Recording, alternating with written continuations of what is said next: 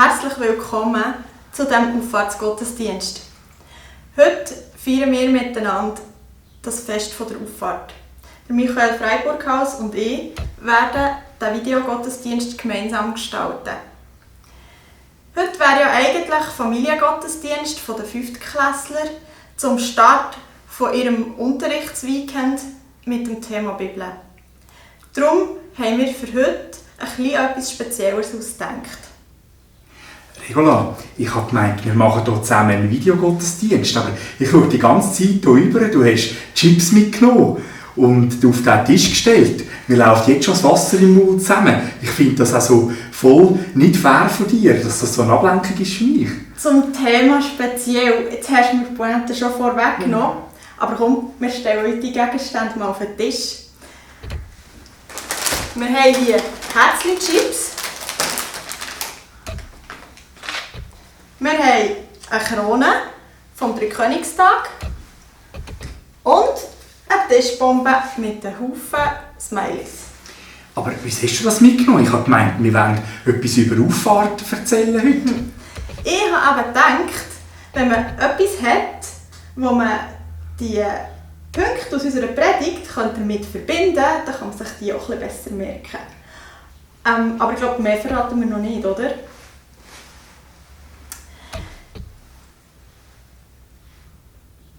Ich finde, wir lesen zuerst einmal aus der Bibel, was dann eigentlich passiert ist. Es ist uns mehrmals überliefert und ich lese jetzt einfach mal den Bericht aus dem Matthäus-Evangelium.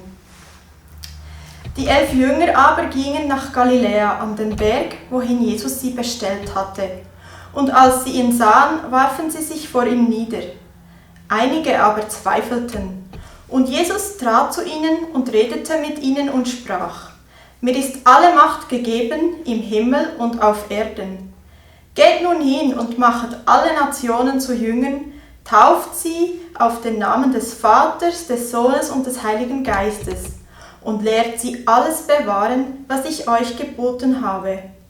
Und siehe, ich bin bei euch bis an alle Tage bis zur Vollendung des Zeitalters. So spannend. In diesem Auffahrtsbericht von Matthäus erzählt er von der eigentlichen Auffahrt gar nicht viel. Die Abschiedsworte von Jesus sind ihm viel wichtiger. Und jetzt kommen wir zu den Chips. Ist euch aufgefallen, dass es hier heisst, dass sie an Jesus zweifelt haben? Hier geht es natürlich um die Marke, auch wenn wir keine Schleichwerbung machen heute, haben wir trotzdem gedacht, mit dem kann man sich gut merken. Obwohl dass die Jünger Jesus gesehen haben, sie haben den Auferstandenen anlängen, sie haben mit ihm schwätzen, sie haben mit ihm gegessen. Trotzdem haben sie an Jesus gezweifelt. 40 Tage lang war er mit ihnen unterwegs und mit ihnen verbunden.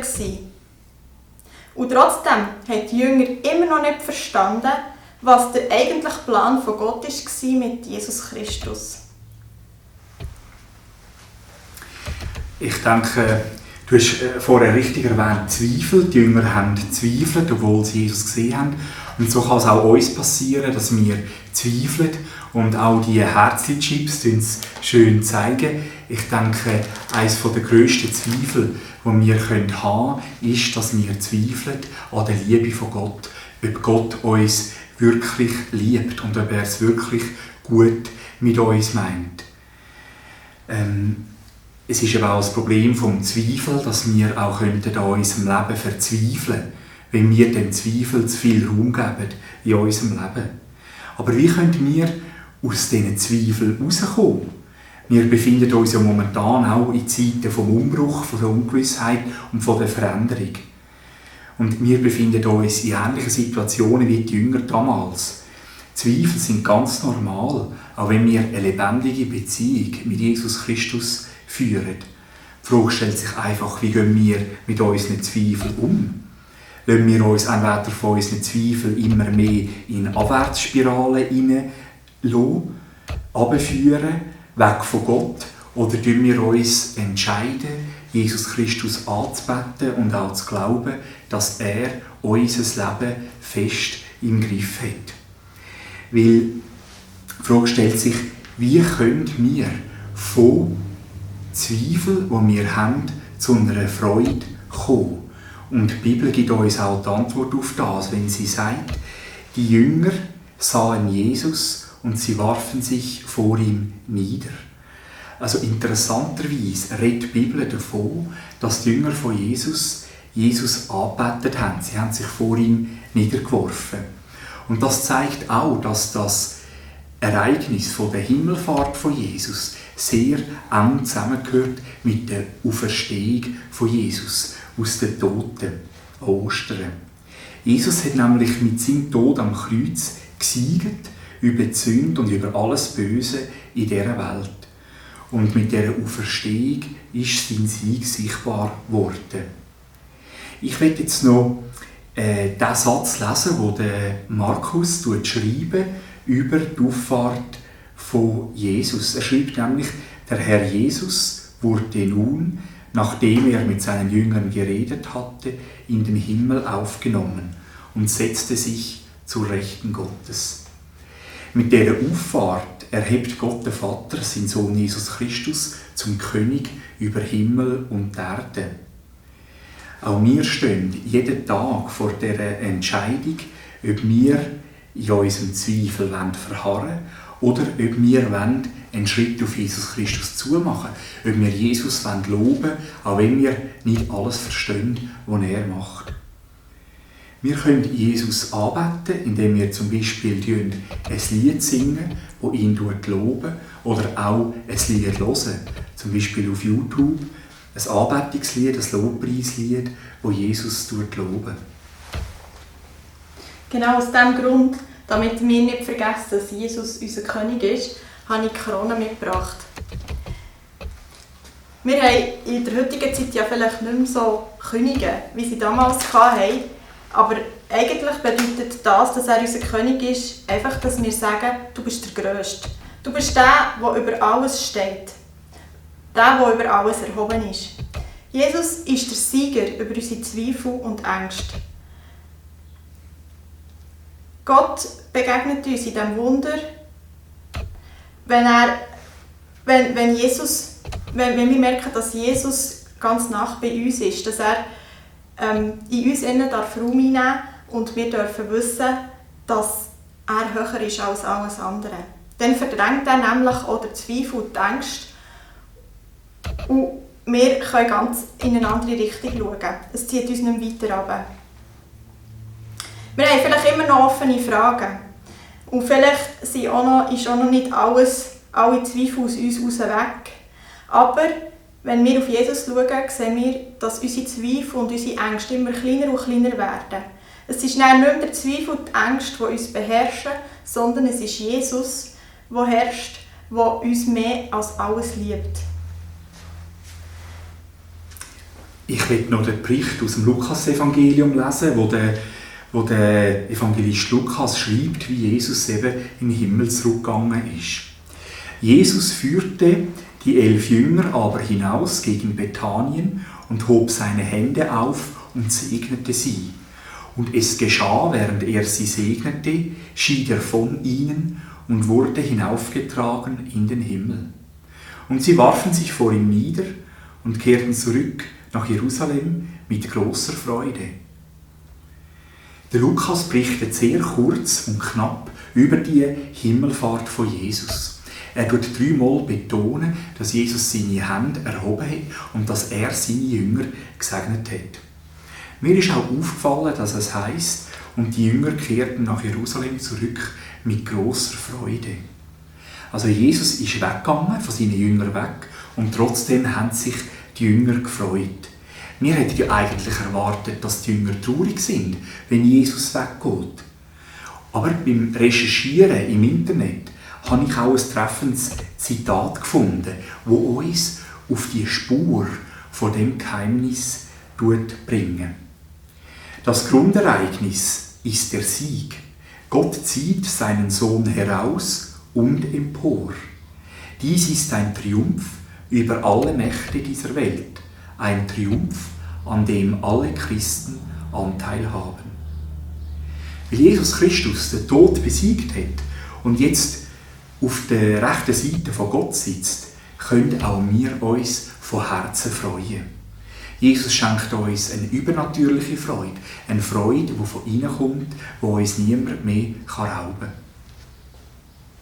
Dass sich die Jünger gefreut haben und nicht etwa traurig waren, äußerlich, weil Jesus jetzt Abschied genommen hat, ist eigentlich eine total überraschende Wendung. Darum habe ich euch als Symbol für die Freude und vor allem für die überraschende Freude die Tischbombe mitgenommen. Tischbomben nimmt man ja hauptsächlich bei einem Fest oder bei einer Party. Können wir die jetzt zünden? Das Zweite ist eigentlich gar nicht so lustig. Wir können die Freude gar mit niemandem teilen. Aber weisst du was? Ich habe eine Idee. Die Zuschauer freuen sich doch sicher alle auf unseren ersten richtigen Gottesdienst. Und ich bin überzeugt, das gibt ein mega Fest. Ich finde, wir könnten die zünden, wenn wir alle miteinander das erste Mal wieder richtig Gottesdienst feiern können. Und überhaupt, wir hatten so viele coole Gedanken beim Vorbereiten zum Thema Auffahrt, dass wir beschlossen haben, dass wir euch für einen Sonntag noch ein zweites Video machen. Wenn wir jetzt die zünden, dann wären wir beim zweiten Video dann ziemlich vernebelt. So kann man sich Auffahrt wirklich gut merken, wie es du mitgenommen hast. Vom Zweifel zu der Anbetung von Jesus und von der Anbetung zu der Freude. Weil jeder von uns hat ja Zweifel, manchmal auch, ob Gott uns wirklich liebt. Aber Jesus ist der König und seine Auffahrt zurück in den Himmel beweist das auch. Und wenn wir ihn jetzt anbeten und als König verehren, dann erhalten wir von ihm eine übernatürliche Freude. Und die Jünger warfen sich vor Jesus nieder und kehrten nach Jerusalem zurück mit grosser Freude. Amen. Amen. Wir möchten euch noch zum gemeinsamen Gebet einladen. Jesus Christus, wir alle haben Zweifel. Wir wollen aber nicht, dass die Zweifel grösser werden, als dass wir tragen können. Und wir wollen, dass wir in dieser Zeit auch auf dich schauen können. Gerade wenn jetzt wir vielleicht noch nicht so weiterleben können, wie es bis jetzt gewohnt war. Wir glauben, dass du unser König bist, dass du grösser bist als die Zweifel, die Ängste, Einsamkeit, die uns vielleicht umgibt. Wir bitten dich, dass du uns mit dieser überraschenden Freude erfüllst, die die Jünger damals hatten, obwohl sie dich nicht sichtbar sehen konnten. Wir bitten dich für alle, denen es momentan nicht so gut geht, weil sie vielleicht daheim bleiben müssen, weil sie einsam sind. Oder vielleicht im Stress. Oder vielleicht, weil sie Angst haben um ihre Existenz. Dass du die Leute mit dieser Freude erfüllst, dass sie merken können, dass sie nicht alleine sind. Wir wollen jetzt in einer kurzen Stille alle persönlichen Anliegen noch vor Gott bringen, die vielleicht gerade in unseren Herzen sind. Wenn die Stille nicht zu kurz ist, dann drückt doch schnell auf den Pauseknopf. Ich werde dann abschließen mit dem Unser Vater.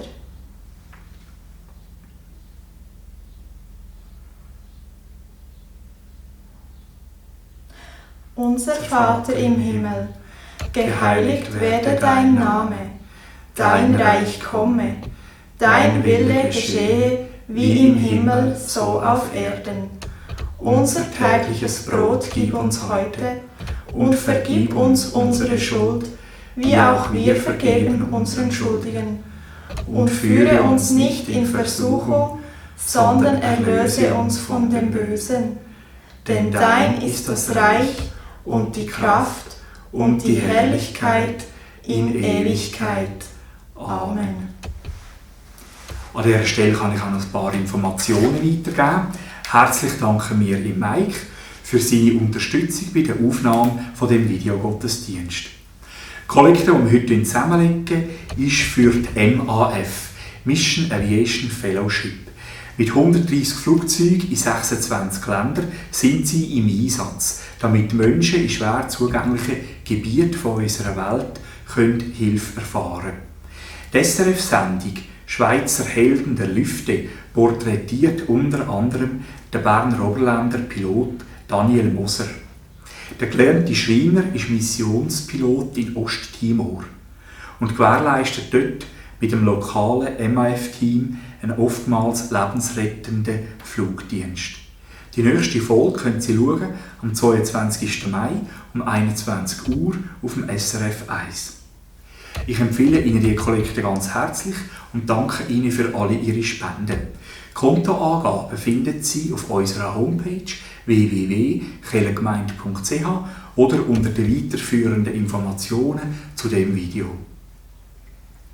Ich gebe euch jetzt einen speziellen Segen zum Thema Freude mit auf den Weg. Jesus Christus verspricht uns im Johannesevangelium: Auch ihr nun habt jetzt zwar Traurigkeit, aber ich werde euch wiedersehen und euer Herz wird sich freuen und eure Freude nimmt niemand von euch. Amen.